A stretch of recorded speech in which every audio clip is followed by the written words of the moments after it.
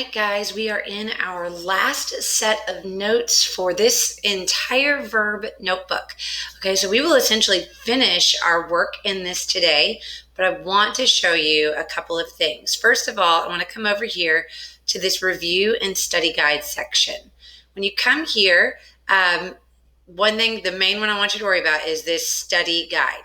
These right here, the practice test, we'll talk about tomorrow. It's going to be a separate Google Classroom assignment. And the review, we'll talk about on Wednesday as well. There's a lot of instructions for that, but I think you'll enjoy it. So for now, let's go to the study guide. And this is what you're going to need to know. These terms, which are on Quizlet, and I have posted that in Google Classroom, the link to these words. So go ahead and start practicing them. They will be matching. So kind of look for those clues that you see in there. Quizlet's going to be the best way to go. Also on the quiz on Thursday, you're going to be given a verb and you'll need to change it to the infinitive.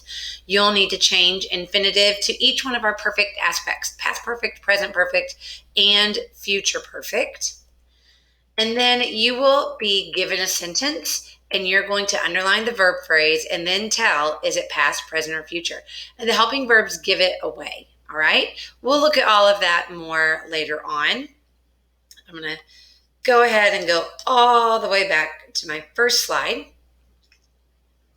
And I'm going to come down here to notes. Let's see if I can get under there. Notes. And we are going to be in the present perfect today. So let's click here. And again, you may have to pause the video to go back and forth between the video and your digital notebook, or you may be able to watch this on one device and work in your notebook on a second device. There's no right or wrong way. It's just whatever works for you at home.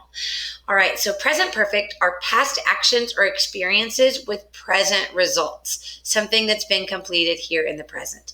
It's the subject with either have or has, and then the participle. And you determine if it's going to be have or has based on the subject of the sentence. I have watched. She has watched. I wouldn't say I has watched. I wouldn't say she have watched. Recognize if it sounds a little weird. If it sounds weird, it probably is. Trust that.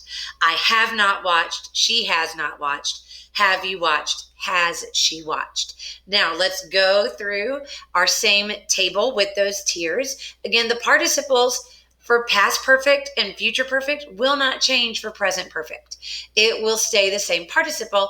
I just need to put both helping verbs this time. Again, your font is probably going to be too big. You're welcome to make that smaller, or you don't have to. It's going to auto capitalize your first word. You're welcome to fix that, or you can leave it. These are your notes. And remember, these verbs are just a sampling. There are many more verbs out there than I could ever give you on a list. Okay, so just practice, review this, review the work that you've done, the classwork and the homework that you've done, because a lot of those verbs you'll see again on the quiz. Okay, so let's go on with this. To like was had liked, will have liked, have or has liked. And I just put the slash there between have and has.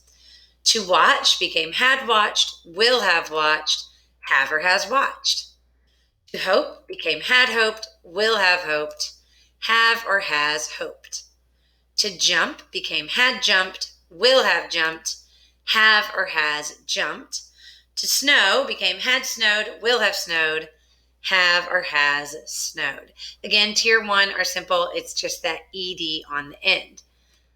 Tier 2, these are the irregular verbs, but again, the participle doesn't change. So if you see the participle that you've typed both times, that's what you're going to put.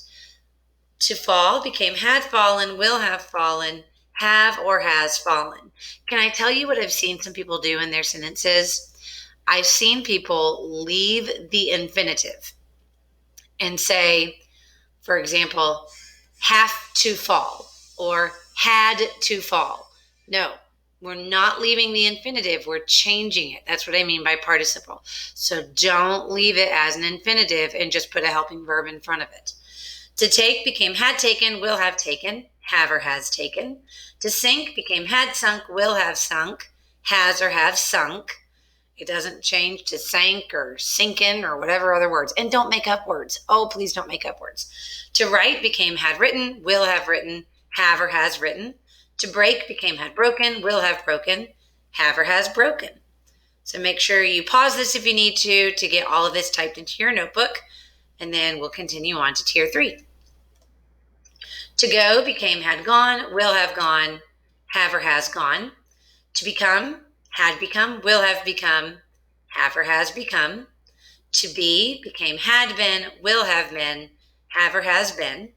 To ring became had rung, will have rung, have or has rung. And to get became had gotten, will have gotten, have or has gotten. Now, I'm going to come up here to the classwork. You pause, make sure you get all of those typed in, and then join me back here. So we're going to come here to this link that will take us to our classwork. You have 2 slides, just like what we've been doing.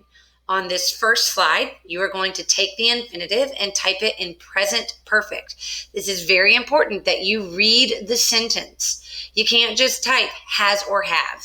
No. You've got to pick one of those, and you have to pick the one helping verb that fits in the sentence based on the subject.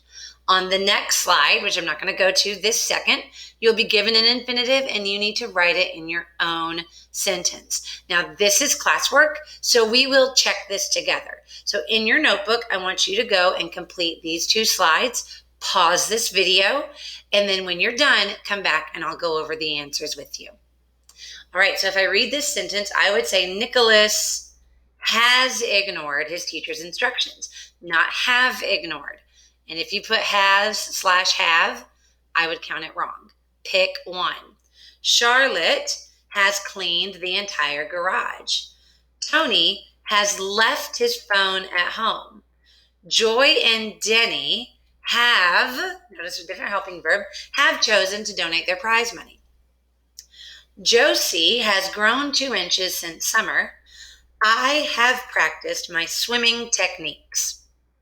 Now, in the next slide, I'll show you what I wrote, but you may have something different depending on what subject you put in your sentence. So just check and read yours all together and make sure it makes sense, and make sure you did not leave the verb as an infinitive, and make sure you use the verb I gave you. Okay.